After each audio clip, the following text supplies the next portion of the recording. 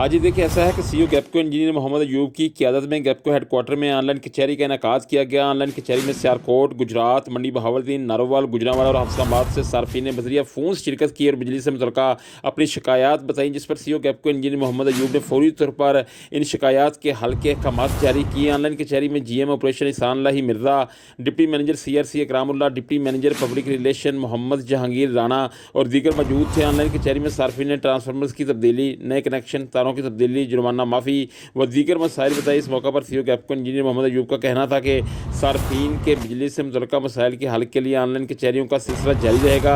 CEO गैपको ने शहरियों से अपील भी की और कहा कि वो अपने इर्द गिर्द बिजली चोर अनासर पर कड़ी नज़र रखें और इनकी इतला गैपको की हेल्पलाइन 118 118 पर देकर एक ज़िम्मेदार शहरी होने का सबूत दें।